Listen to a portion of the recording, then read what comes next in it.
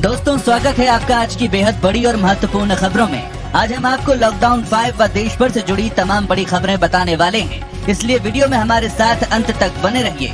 चलिए इसी के साथ बढ़ते हैं आज की हेडलाइंस की तरफ, जहां आगे आप देखेंगे पीएम मोदी ने कहा, आपदाओं पर रोने वाला देश नहीं है भारत, इसे अवसर बनाएगा। आगे जानेंगे इस पूरी खबर को विस्तार से। साथ ही गरीब कल्याण रोजगार योजना के तहत 116 जिलों में मिलेगा 29 लाख लोगों को रोजगार। जानिए इससे जुड़ी सभी बड़ी बातें। जानने के लिए बने रहिए हमारे साथ वीडियो के अंत तक। इसके अलावा गलवान घाटी में हालात और हुए तनावपूर्ण, अधिक सैनिक तैनात कर रहा चीन, गाड़ियों का लगाया जमावड़ा। आगे हम आपको इस दावे की पूरी रिपोर्ट बताएंगे। साथ ही देखेंगे इस राज्य में लॉकडाउन को और सख्त करने की तैयारी, लिए जा सकते हैं कड़े फैसले। आगे जानेंगे इस पूरी खबर को। और इस राज्य में इस तारीख से खुलेंगे स्कूल, 5 चरणों में पढ़ाई शुरू करने की योजना। जानेंगे इस खबर की पूरी रिपोर्ट। साथ ही साथ मोदी सरकार की इस योजना में 42 रुपए के प्रीमियम पर पा सकते हैं पेंशन। जाने पूरी स्कीम। हर खबर को विस्तार से जानने के लिए बने रहिए हमारे साथ। लेकिन उससे पहले दोस्तों, वीडियो को लाइक जरूर करें। आपका एक लाइक करना ही हमारी मेहनत का फल होता है, तो लाइक करना बिल्कुल भी न भूलें। बिना देरी किए लिए चलते हैं आपको आज की सबसे पहली खबर की तरफ। पीएम मोदी ने कहा, आपदाओं पर रोने वाला देश नहीं है भारत, इसे अवसर बनाएगा। आपको बता दें, प्रधानमंत्री नरेंद्र मोदी ने आत्मनिर्भर भारत अभियान के तहत निजी क्षेत्र के लिए 41 कोल ब्लॉक्स की नीलामी की प्रक्रिया की शुरुआत की। इस दौरान पीएम नरेंद्र मोदी ने कहा कि भारत कोरोना से लड़ेगा भी और आगे भी बढ़ेगा। भारत इस बड़ी आपदा को अवसर में बदलेगा। इस संकट ने भारत को आत्मनिर्भर भारत होने का सबक दिया है। पीएम नरेंद्र मोदी ने कहा कि आत्मनिर्भर भारत यानी भारत आयात पर अपनी निर्भरता कम करेगा। आत्मनिर्भर भारत यानी भारत आयात पर खर्च होने वाली लाखों करोड़ों रुपए की विदेशी मुद्रा बचाएगा। आत्मनिर्भर भारत यानी भारत को आयात न करना पड़े, इसके लिए वो अपने ही देश में साधन और संसाधन विकसित करेगा। पीएम नरेंद्र मोदी ने कहा कि आज एनर्जी सेक्टर में भारत को आत्मनिर्भर बनाने के लिए एक बड़ा कदम उठाया जा रहा है। महीने भर के भीतर ही हर घोषणा, हर रिफॉर्म्स, चाहे वो कृषि सेक्टर में हो, चाहे सूक्ष्म लघु और मझोले उद्योग के सेक्टर में हो, या फिर अब कोल और खनन के सेक्टर में हो, तेजी से जमीन पर उतर रहे हैं। पीएम नरेंद्र मोदी ने कहा कि ये दिखाता है कि भारत इस आपदा को अवसर में बदलने के लिए कितना गंभीर है। आज हम सिर्फ निजी क्षेत्रों के लिए कोल ब्लॉक के नीलामी की शुरुआत नहीं कर रहे हैं, बल्कि कोल सेक्टर को दशकों के लॉकडाउन से भी बाहर निकाल रहे हैं। गरीब कल्याण रोजगार योजना के तहत 116 जिलों में मिलेगा 29 लाख लोगों को रोजगार। जानिए इससे जुड़ी सभी बड़ी बातें। दोस्तों, आपको बता दें कि कोरोना संकट काल में बड़े पैमाने पर प्रवासी मजदूरों ने घर वापसी की है। ऐसे में मजदूरों के पास रोजगार का संकट खड़ा हो गया है। इस हालात के बीच केंद्र सरकार एक खास अभियान शुरू करने जा रही है। इस योजना का नाम गरीब कल्याण रोजगार है। योजना की लॉन्चिंग 20 जून को पीएम नरेंद्र मोदी करेंगे। वहीं इस योजना के बारे में वित्त मंत्री निर्मला सीतारमण ने गुरुवार को मीडिया को जानकारी दी। इस योजना के तहत देश के विभिन्न भागों से पलायन कर अपने अपने गांव पहुंचे प्रवासी मजदूरों को रोजगार मुहैया कराया जाएगा। इसके साथ ही साथ अभियान को देश के 6 राज्यों के 116 जिलों में शुरू किया जाएगा। 20 जून को अभियान को शुरू करने के मौके पर इन राज्यों के मुख्यमंत्री और संबद्ध मंत्रालय के मंत्री भी वीडियो कॉन्फ्रेंसिंग के जरिए जुड़ेंगे। 50,000 करोड़ रुपए की लागत से शुरू की जा रही इस योजना के तहत कामगारों को 25 प्रकार के काम दिए जाएंगे। जिन राज्यों को इस योजना से फायदा होगा उसमें बिहार, उत्तर प्रदेश, मध्य प्रदेश, राजस्थान, झारखंड और उड़ीसा शामिल है। इसका फायदा 25,000 प्रवासी मजदूरों को मिलने का दावा किया जा रहा है। सरकार का दावा है कि मजदूरों की स्किल मैपिंग की गई है। पीएमओ के अनुसार 125 दिनों का ये अभियान मिशन मोड में चलाया जाएगा।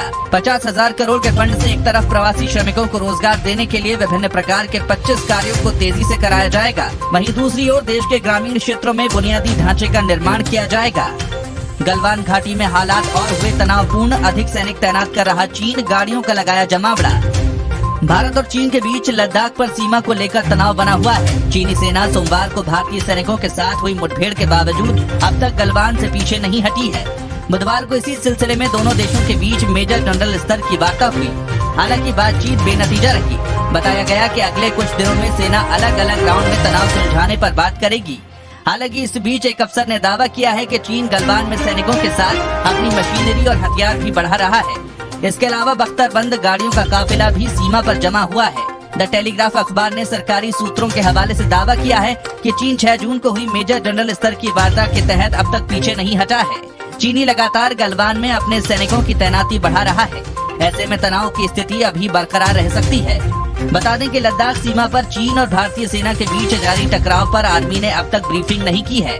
ऐसे में लीक्स के जरिए सोमवार रात को हुई घटना पर लगातार ब्यौरे आ रहे हैं। गौरतलब है कि एक दिन पहले ही गलवान घाटी से जुड़ी कुछ सैटेलाइट तस्वीरें जारी हुई थी। इनमें दिखाया गया था कि झड़प के बाद भी चीनी सेना 200 गाड़ियों के साथ वहीं डटी हुई है।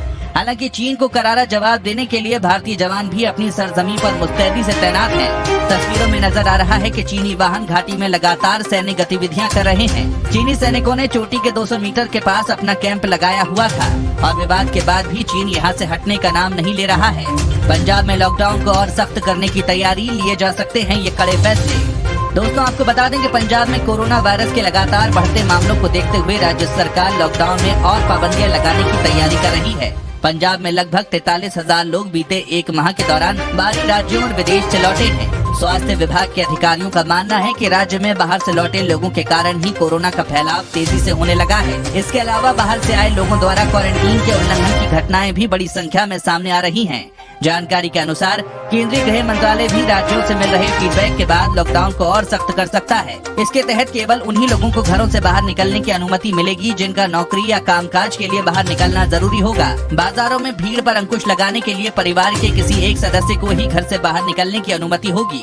इसके अलावा स्कूली बच्चों और कॉलेज के विद्यार्थियों के घर से बाहर निकलने पर सख्ती से रोक लगाई जाएगी। मुख्यमंत्री अमरिंदर सिंह का कहना है कि जुर्माने के तौर पर सरकार को काफी राशि मिल रही है, लेकिन सरकार के लिए आम लोगों का जीवन ज्यादा मूल्यवान है। जानकारी के अनुसार केंद्रीय गृह मंत्रालय 1 जुलाई से लॉकडाउन के नए आदेश के तहत कई तरह के प्रतिबंध लागू करेगा। इसके बाद पंजाब सरकार नए नियमों की घोषणा कर सकती है। 30 जून से पहले निपटा लें पैसों से जुड़े ये 8 जरूरी काम, नहीं तो चुकाना होगा मोटा जुर्माना। देश भर में फैले कोरोना वायरस के बीच सरकार ने आम जनता को राहत देने के लिए कई फाइनेंशियल कामकाज की डेडलाइन को 31 मार्च से बढ़ाकर 30 जून कर दिया था, जिससे कि सभी लोग बिना पेनल्टी दिए अपने कामकाज को आसानी से निपटा लें। इस दौरान सरकार ने ITR, पैन आधार लिंकिंग, टैक्स सेविंग्स जैसे कुछ कामों की डेडलाइन को आगे बढ़ा दिया था। तो आप 30 जून से पहले अपने इस तरह के सभी अधूरे कामकाज को पूरा कर लें। दोस्तों, अगर आपने PPF या फिर सुकन्या समृद्धि खाते में 31 मार्च 2020 तक किसी तरह की कोई न्यूनतम राशि जमा नहीं करवाई है, तो फिर ये काम 30 जून तक कर सकते हैं। सरकार ने इस काम के लिए आपको 3 महीने का समय और दिया था, तो आप इसको जल्द ही निपटा लें। न्यूनतम राशि जमा नहीं होने पर पेनल्टी लगाई जाती थी, जिसको डाक विभाग ने फिलहाल हटा लिया है। इसके अलावा आपको बता दें कि सरकार ने पैन को आधार से लिंक करने की समय सीमा को 31 मार्च से बढ़ाकर 30 जून कर दिया है। अगर आपने अपने आधार कार्ड को पैन से अभी तक लिंक नहीं किया है, तो फिर ऐसा कर लें, वरना 30 जून के बाद पैन कार्ड रद्द हो जाएगा। अगर आपने अब तक टैक्स बचत योजनाओं में निवेश नहीं किया है, तो आपके पास 30 जून तक मौका है। आप 30 जून तक 80C और 80D के तहत टैक्स में छूट उपलब्ध कराने वाली योजनाओं में निवेश कर सकते हैं। वित्त वर्ष 2019-20 के लिए टैक्स बचाने की कवायद को पूरा करने की अवधि भी सरकार ने 31 मार्च 2020 से बढ़ाकर 30 जून 2020 कर दी थी। दोस्तों, अगर आपने ये काम पूरे नहीं किए हैं, तो जल्द से जल्द ये काम पूरे कर लें। चीन ने शुरू किया प्रोपेगेंडा, बोला भारत को झेलना पड़ सकता है 2-3 मोर्चों पर सैन्य दबाव। सरकार के इशारों पर काम करने वाले चीन की मीडिया ने भी प्रोपेगेंडा खबरें चलानी शुरू कर दी हैं। ग्लोबल टाइम्स का कहना है कि भारत के सीमा पर इस विवाद के पीछे अमेरिका का हाथ है। भारत का इस समय चीन, पाकिस्तान और नेपाल के साथ सीमा विवाद है। अगर भारत तनाव बढ़ाता है तो वो 2 या 3 मोर्चों से सैन्य दबाव का सामना कर सकता है। ग्लोबल टाइम्स का कहना है कि एक्सपर्ट मानते हैं कि इस समय भारत का चीन, पाकिस्तान और नेपाल के साथ सीमा विवाद है। अगर भारत तनाव बढ़ाता है तो वो 2 या 3 मोर्चों पर सैन्य दबाव का सामना कर सकता है, इसलिए स्थिति आगे बढ़ने की संभावना नहीं है। LAC पर तनाव पर ग्लोबल टाइम्स का कहना है कि भारत के सीमा पर इस विवाद के पीछे अमेरिका का हाथ है। ग्लोबल टाइम्स ने इसके पीछे अमेरिका के उस बयान का हवाला दिया है जिसमें कहा गया है कि अमेरिका पूरे मामले में नजर बनाए रखे है। दोस्तों, आगे और भी बड़ी खबरें बाकी हैं, वीडियो में हमारे साथ बने रहिए। उससे पहले अभी तक आपने चैनल को सब्सक्राइब नहीं किया तो सब्सक्राइब करें और बेल के आइकन को जरूर दबाएं। अटल पेंशन योजना में 42 रुपए के प्रीमियम पर पा सकते हैं पेंशन, जाने पूरी स्कीम। प्रधानमंत्री नरेंद्र मोदी सरकार की अटल पेंशन योजना के तहत मामूली प्रीमियम के भुगतान पर पेंशन की व्यवस्था की गई है। 2015 में शुरू की गई ये योजना एक सामाजिक सुरक्षा योजना है। योजना 1000 रुपए से लेकर 5000 रुपए तक का पेंशन मुहैया कराने के लिए है। इस पॉलिसी की खासियत इसका कम प्रीमियम रेट है। असंगठित क्षेत्र में काम करने वाले लोग अक्सर पेंशन को लेकर चिंतित रहते हैं। 60 साल की उम्र के बाद कैसे उनका गुजारा होगा। अगर आप 18 साल के हैं तो 60 साल में 1000 रुपए मंथली पेंशन के लिए हर महीने 42 रुपए देना होगा। इसमें 1000 रुपए की न्यूनतम पेंशन है। वहीं अधिकतम पेंशन पाने के लिए आपको हर महीने 210 रुपए भरने होते हैं। अगर आप हर महीने 269 रूपए भरते हैं तो 5,000 रूपए प्रति माह की पेंशन की व्यवस्था हो जाती है। लेकिन इसके लिए ये जरूरी है कि आप 18 साल की उम्र से ही निवेश शुरू कर दें। 18 साल की उम्र से निवेश करने पर आपको कुल 42 साल पैसा भरना होगा।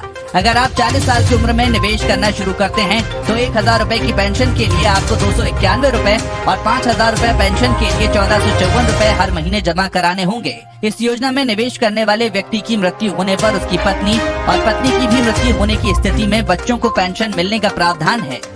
देश की पहली कोरोना टेस्टिंग मोबाइल लैब हुई लॉन्च। टीबी व HIV की भी हो सकेगी जांच। देश में हर दिन तेजी से आ रहे कोरोना मामलों के बीच भारत ने टेस्टिंग की क्षमता भी बढ़ा दी है। इस बीच केंद्रीय स्वास्थ्य मंत्री डॉक्टर हर्षवर्धन ने गुरुवार को देश की पहली corona testing mobile lab launch की है।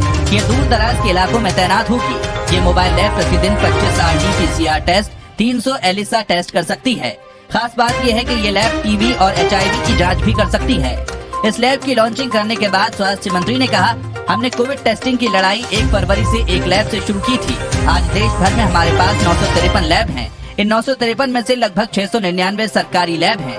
दूर दराज के क्षेत्रों में टेस्ट की सुविधाओं को सुनिश्चित करने के लिए ऐसे इनोवेशन विकसित किए गए हैं। इस तारीख से खुलेंगे स्कूल। 5 चरणों में पढ़ाई शुरू करने की योजना। देश भर में कोरोना वायरस की वजह से 3 महीने से बंद पड़े स्कूल जल्द ही दोबारा खोल दिए जाएंगे। हालांकि कोरोना वायरस के कहर के बाद स्कूलों में पढ़ाई का तरीका पूरी तरह से बदल जाएगा। पिछले कई दिनों से पेरेंट्स इस बात को लेकर असमंजस में थे कि स्कूल दोबारा कब खुलेंगे। मानव संसाधन विकास मंत्रालय भी इस मामले में कई बयान जारी कर चुका है। हालांकि अब महाराष्ट्र सरकार ने स्कूल दोबारा खोले जाने का फैसला कर लिया है। दरअसल महाराष्ट्र के मुख्यमंत्री उद्धव ठाकरे ने चरणबद्ध तरीके से राज्य में दोबारा स्कूल खोले जाने को लेकर हरी झंडी दे दी है। यहाँ तक कि इस मामले में शिक्षा मंत्री से जल्द ही गाइडलाइंस जारी करने के लिए कहा गया है। इसके साथ ही स्कूल खोले जाने का स्टैंडर्ड ऑपरेटिंग प्रोसीजर्स भी राज्य सरकार द्वारा जल्द ही बताया जाएगा। महाराष्ट्र सरकार ने स्कूल खोले जाने को लेकर 11 पेज का दस्तावेज तैयार किया है, जिसमें स्कूल खोले जाने की अनुमानित तारीखें भी हैं। क्या सरकार का इस महामारी के बढ़ते हुए कहर में ये फैसला सही है? कमेंट में अपनी राय जरूर दीजिएगा। इसी के साथ मोदी सरकार के मंत्री ने की लोगों से चीन के उत्पादों के बहिष्कार की अपील। केंद्रीय खाद्य एवं उपभोक्ता मामलों के मंत्री रामविलास पासवान ने बृहस्पतिवार को लोगों से चीन के उत्पादों का बहिष्कार करने की अपील की है। इसके साथ ही उन्होंने अपने मंत्रालय के अधिकारियों को निर्देश दिया है कि वे कार्यालय में दैनिक इस्तेमाल के लिए कोई भी चीनी उत्पाद नहीं खरीदे। भारत चीन के बीच सीमा पर तनाव बढ़ने के बीच पासवान का ये बयान आया है। पासवान ने कहा कि मैं हर किसी से अपील करना चाहता हूं कि चीन जिस तरह से व्यवहार कर रहा है, हम सभी चीनी उत्पादों का बहिष्कार करें। उन्होंने कहा कि केंद्र सरकार चीन से आयात किए गए उत्पादों पर भारतीय मानक ब्यूरो के गुणवत्ता नियमों को कड़ाई से लागू करेगी।